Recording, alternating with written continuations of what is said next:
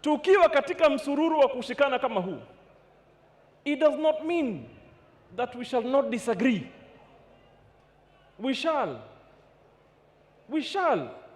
Even now, everybody here tells me or asks me, Governor, we've not heard your voice on matters, transport issues in Mombasa or port operations. I disagree.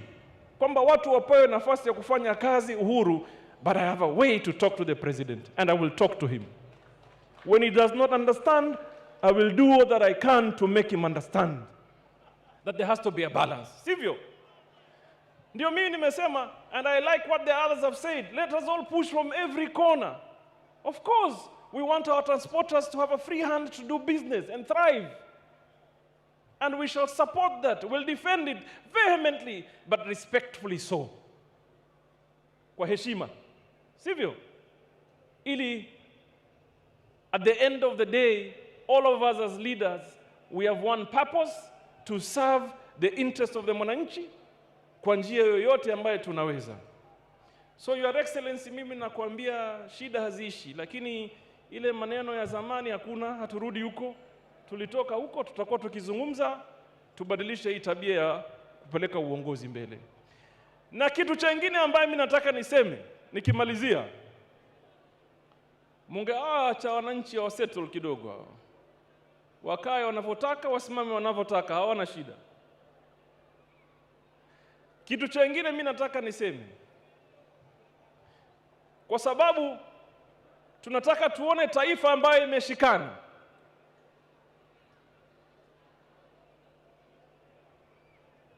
Kwa sababu tunataka tuone taifa ambayo imeshikana.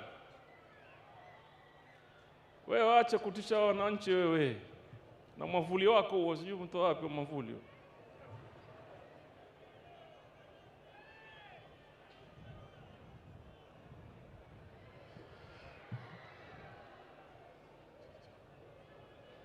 Huyo mtu na mwavuli nani huyo?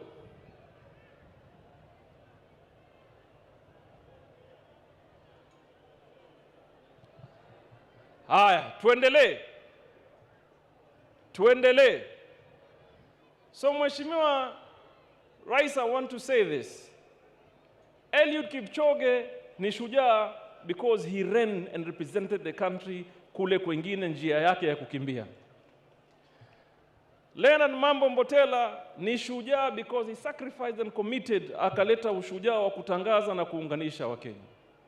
Yesterday I said, Mama Kayai ni shujaa kivyake because even if Mama Kayai did not do what they did with others, up to today we'll be watching Bel Air, Fresh Prince of Bel Air and Sanford and Son, ambaye tungekuwa hatuna mila.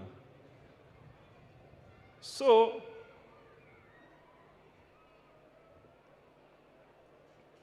watoto wetu pale. So we appreciate, lakini sasa nataka niongee na huku. Tushaongea na huku, sasa tuongee na huku. Huku ndio kwenye shida sisi.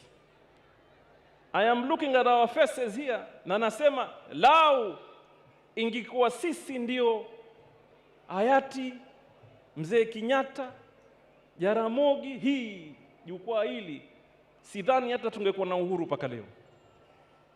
Because here we are so divided, hapa juu hapa kwa viongozi. We are so divided and nobody seems to understand why.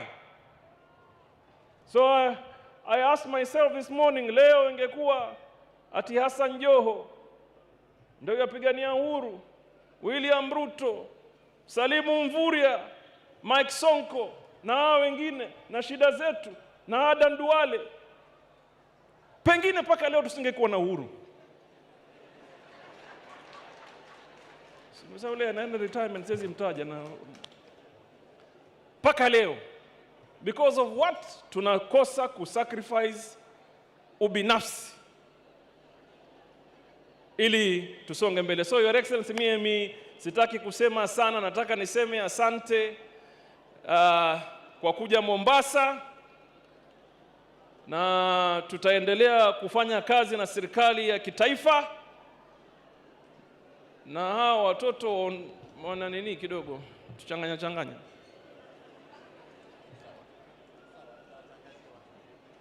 Ni muhimu watulie.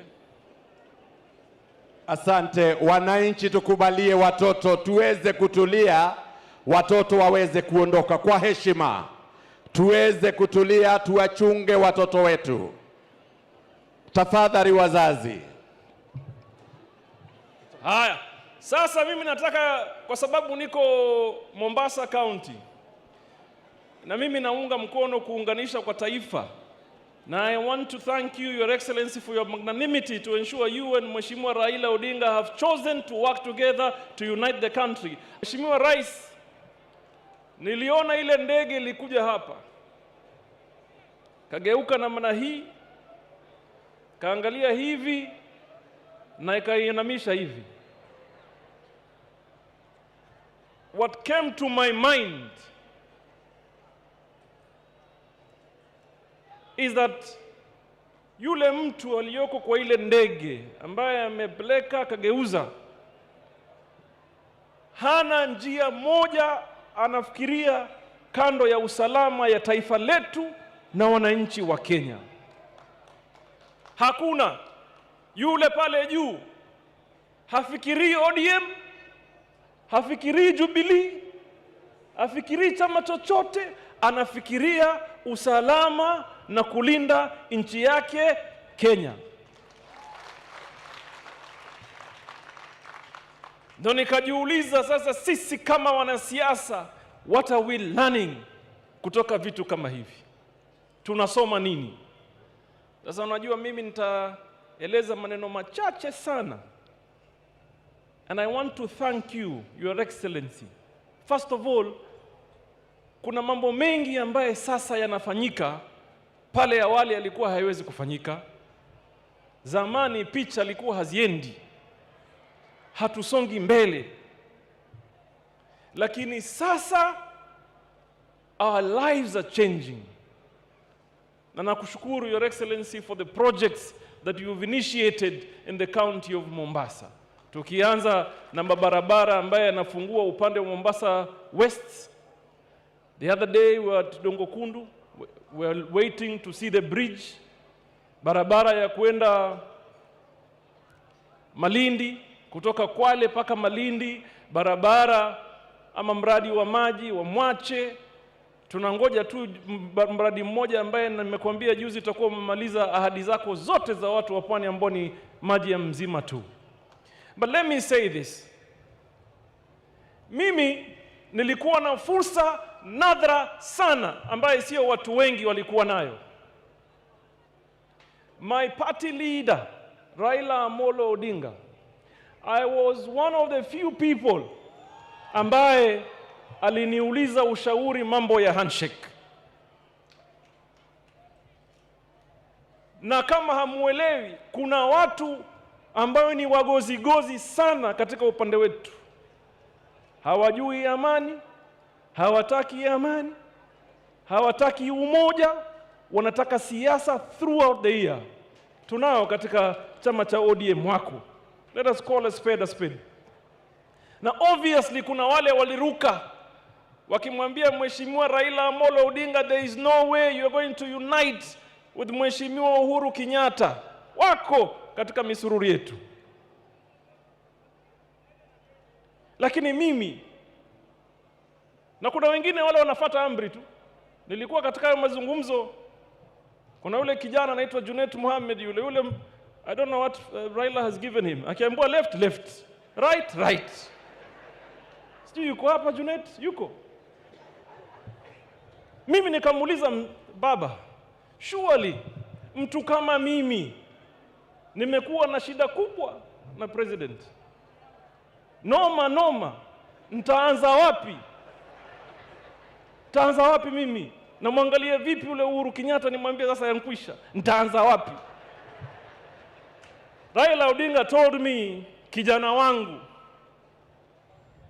wangu, this country is greater than all of us. And today I want to thank you, my father, for that very important advice, because I am seeing the benefits of being in government, and I'm planning and doing anything that I can to stay in government and support Uhuru Kenyatta going forward. Nikisema hayo, it does not mean, and I want to thank everybody who talks unity. Nimemwona hapa demu mmoja alikuwa pia ni mnoko bunge kweli. Aitwa Gladys Wanga. With your embrace team. Naona hapo kina Fatuma Gedi. Yule alikuwa juzi nimeshangaa. Sasa simameni niwasalimie, asante Gladys. Naomi Shaban na wale wengine wote.